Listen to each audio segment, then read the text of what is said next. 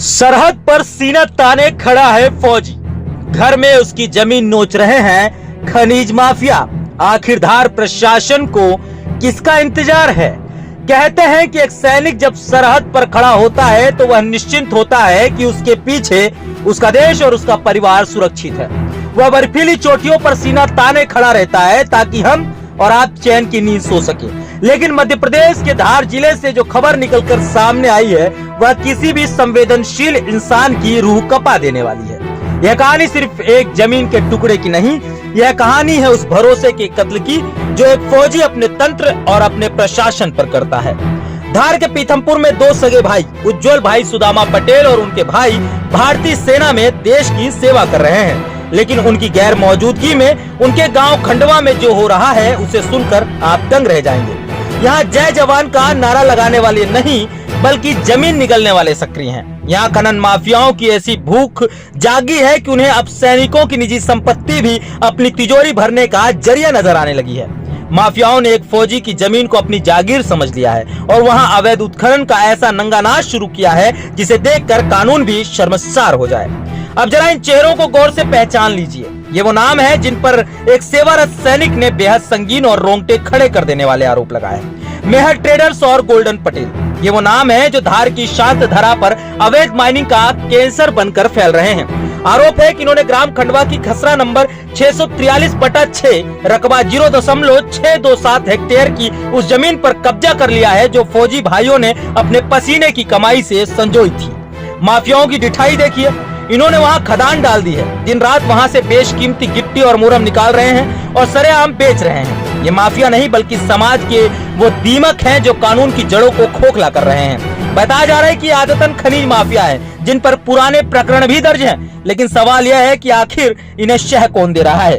किसके वरदहस्त के नीचे ये गुंडे एक सैनिक के परिवार को प्रताड़ित कर रहे हैं? सबसे शर्मनाक बात तो यह है कि जब फौजियों के बुजुर्ग पिता जिनकी उम्र अब आराम करने की है इन माफियाओं को अपने जमीन खोदने से रोकने गए तो इन कायरों ने उन्हें जान से मारने की धमकी दे डाली।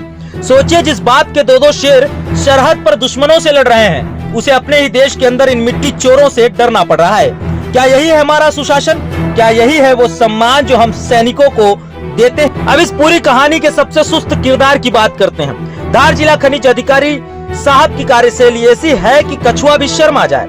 सैनिक ने शिकायत की, सेना के 34 आर्म्ड ब्रिगेड के लेफ्टिनेंट कर्नल ने खुद पत्र लिखकर हस्तक्षेप की मांग की, लेकिन खनिज विभाग के कान पर जूं तक नहीं रही। दबाव बढ़ा तो कल विभाग के एक इंस्पेक्टर साहब मौके की जांच करने पहुंचे। एक पंचनामा भी तैयार किया गया, लेकिन जब हमने इस पंचनामे की हकीकत जाननी चाहिए तो खनिज अधिकारी महोदय का जवाब किसी चुटकुले से कम नहीं था। साहब ने फोन पर बड़े इत्मीनान से कहा, मुझे अभी नहीं पता कि पंचनामे में क्या है, फिलहाल जांच चल रही है। वाह साहब वाह, आपकी नाक के नीचे एक फौजी की जमीन छलनी हो गई है। माफिया करोड़ों का माल डकार गए और आपको ये तक नहीं पता कि आपके अपने इंस्पेक्टर ने मौके पर क्या देखा। क्या आप उस फाइल को पढ़ने के लिए किसी विशेष मुहूर्त का इंतजार कर रहे हैं या फिर जांच के नाम पर माफियाओं को रास्ता देने की कोई गुप्त योजना चल रही है? यह बयान आपकी काबिलियत पर एक बड़ा तमाचा है। जब मामला एक सेवारत सैनिक का हो तब भी वह आपकी अनभिज्ञता दाल में काला नहीं बल्कि पूरी दाल की काली होने का संकेत दे रही है। आखिर क्यों अब तक उन मशीनों को जब्त नहीं किया गया? क्यों अब तक वहां काम पूरी तरह बंद नहीं हुआ? आपके पास जांच के लिए तो वक्त है, लेकिन कार्रवाई के लिए शायद इच्छा शक्ति की कमी है। पीड़ित पक्ष कलेक्टर महोदय से आस लगाए बैठा है। शायद पूछना चाहता है कि महोदय, आप जिले के सर्वोच्च अधिकारी हैं। जब सेना का एक बड़ा अधिकारी आपको आधिकारिक पत्र लिखता है तो उसका एक अर्थ होता है। वह पत्र सिर्फ एक कागज का टुकड़ा नहीं बल्कि एक जवान का अपने सिस्टम पर आखिरी भरोसा है। क्या आपके अधीनस्थ अधिकारी आपको गुमराह कर रहे हैं? क्या उन्हें इस बात का आभास नहीं है कि एक सैनिक की बद्दुआ और आक्रोश पूरे तंत्र को हिला सकता है?